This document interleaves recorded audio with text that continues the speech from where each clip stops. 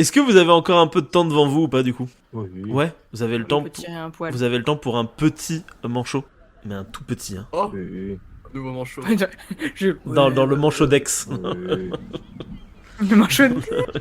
N'est-ce pas mignon?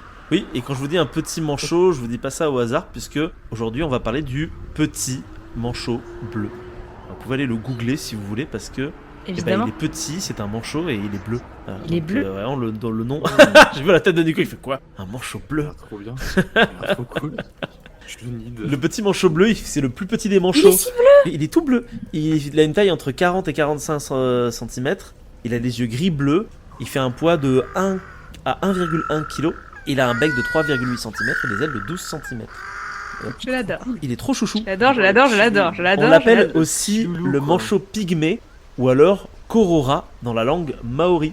Ou alors également aussi, mais alors là, excusez-moi, on rentre dans les chroniques de prononciation de merde, Martideker, ou alors Tomeranarei, ou alors Guromul, ou Shulia, ou Indala, ou Munuwar, dans différentes langues aborigènes. Et c'est donc bien évidemment la plus petite espèce du monde.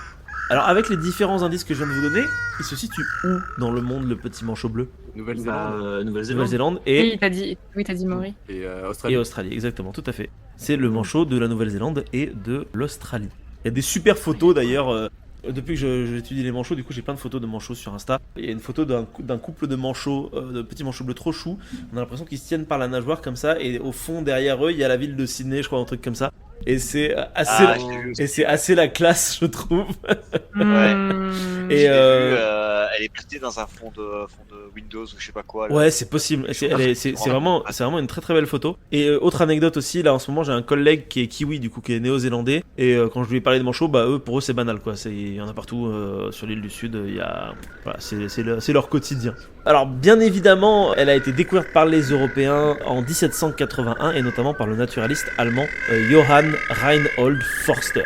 Cette espèce utilise des gammes de sons et de cris plus étendues que les autres espèces. Ce sont des manchots qui vivent dans des terriers. Et petite particularité, ce sont des manchots nocturnes. Ils quittent la terre pour la mer juste avant le coucher du soleil et ils reviennent pendant l'obscurité afin d'éviter les prédateurs.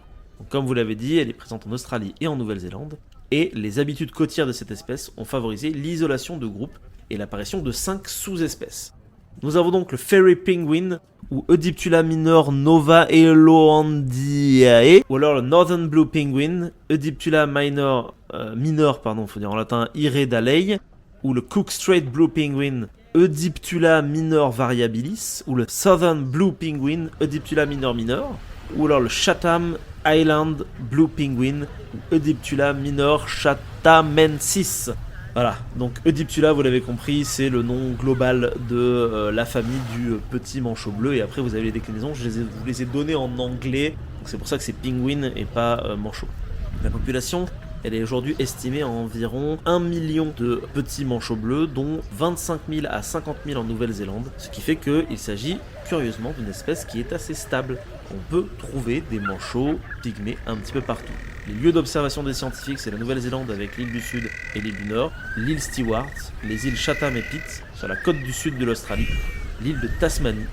Mais contre toute attente, de plus en plus, on se rend compte que le petit manchot bleu, on commence à le retrouver en Antarctique, en Namibie, en Patagonie et au Chili. Alors pour le moment, les scientifiques savent pas encore si c'est des accidents ou si c'est vraiment que l'espèce commence à se répandre un petit peu partout. Donc pour une fois, c'est une chronique qui est relativement positive parce que visiblement, le petit manchot bleu, ça a l'air de bien marcher. En même temps, il a compris, il est petit et il vit la nuit. Donc, Putain, c'est clair, ça finit pas en mode. Ça finit pas en mode. Et puis, on les a tous crevés, ces bâtards. Et il y a même des colonies qui se créent en centre urbain, comme par exemple à Sydney, dont je vous parlais tout à l'heure.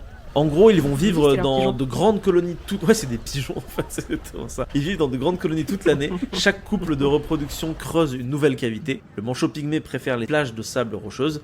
Ils se nourrissent de petits poissons, de calmars, de krill, pour lesquels ils voyagent et plongent la majorité de leur temps. Ils peuvent passer plus de 3 mois en mer pour pouvoir manger. Ils sont menacés bien évidemment quand même par la pollution si leur colonie est dans une zone ayant une trop forte activité humaine. Ne pouvant pas voler, le plus gros problème qu'ils ont, c'est avec les attaques de chiens domestiques, sans laisse, qui causent de graves dommages aux manchots tentant de vivre près des habitations des humains. Ils passent, malgré tout, 80% de leur temps en mer et ne reviennent sur Terre que pour se reproduire. Comme je vous l'ai dit, le nez est fait dans un terrier, 2 œufs sont pondus, ils sont couvés pendant 35 jours, à la fois par les mâles et les femelles. Les poussins sont couverts d'un petit duvet trop mignon, et ils sont nourris par régurgitation par les parents jusqu'à l'âge d'1 mois. Donc du coup, les petits, on va leur donner des petits poissons comme des pilchards, des anchois, mais aussi des petits céphalopodes et occasionnellement des crustacés comme les crevettes et du krill. Alors, je vous l'ai dit, ils sont attaqués par les chiens, mais pas que, ils sont aussi attaqués par les phoques à fourrure comme d'habitude, les requins, mais aussi les barracudas, les mouettes et les faucons. Et sinon, à part les chiens, il y a aussi les chats, les belettes, les furets, les renards, les rats, etc. Donc bref, c'est un peu comme d'habitude, quoi. J'ai retrouvé la photo. Ah, t'as retrouvé la des photo? pingouins que j'ai Ah, mis vas-y, tu l'as mis dans la salle de Tu pause. peux nous Je l'envoyer? crois que c'est celle-là. Oui, c'est Je celle-là. crois que c'est celle-là. Regardez-moi comme ils sont chouchous. Oh, on dirait un montage. Oh mon dieu, mais je peux plus. Mais quoi? Could be us. Mais quoi? C'est choupi, hein. Ah, Putain, ils ont le meilleur date night. Le son où il dit un Et truc le- trop badass en regardant l'horizon, à la fin d'un film Die Hard, c'est Bah oui, complètement. la vie est à nous maintenant. On va pouvoir J'ai vivre mis heureux. On est libre. J'ai mis l'article. T'as mis l'article. J'ai mis l'article, mais bon, le nom de l'article est pas très joyeux, mais Ah oui, d'accord. Ce cliché de deux manchots veufs serait confortant à remporter le prix. Ah putain. Ah oui, Une photo virale de deux manchots manchots veufs, regardons au loin. Sur 5 Kilda, Ah oui, c'est une Pierre Melbourne. romance. C'est une bromance. Ah, c'est trop triste. Et c'est ça, ils ont vengé leur famille juste avant. C'est la fin du film. C'est la fin. C'est évident. Ah, tu vois, je savais Pardon. pas que c'était ça le. Contexte.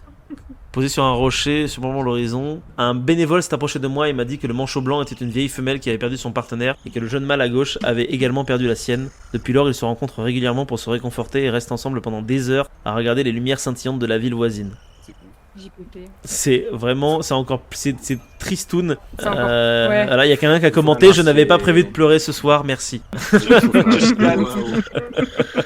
Ah ouais, tu vois, je savais pas, je pensais que c'était un couple, mais non, en fait, c'est deux veufs. C'est encore plus fou. Cette anecdote est encore plus folle que l'anecdote que j'allais vous donner pour terminer cette merde. cette chronique, mais je vais quand même vous le donner. Merci Raph. Ah bah super. Qu'est-ce que vous utilisez vous avez un Mac, un PC ou autre chose? Ah, C'est ouais. Ah, il y a quelqu'un pas un- quelqu'un à avec la un ref, pingouin. quelqu'un à la ref. Oui, Nico. Ouais, Linux avec un Linux, pingouin. exactement, Ah, bien joué. c'est moi, putain. Linus Torvald, l'initiateur du noyau Linux, a été ému et mordu d'ailleurs aussi par un manchot pygmée pendant un voyage en Australie. Et cette rencontre a encouragé Torvald à choisir Tux comme logo officiel de Linux. Donc en fait, Linux, c'est un petit manchot bleu. Voilà. Et j'ai dit pingouin en plus. Oui, mais c'est des anglais, penguin, blue penguin, ça passe. Voilà, mais c'est moins chouchou que les deux personnes qui se réconfortent là en regardant Sydney tous les soirs. Très très mignon. C'est vraiment très très très mignon. Voilà. On termine sur une couche de mignonitude finalement. D'émotion. D'émotion.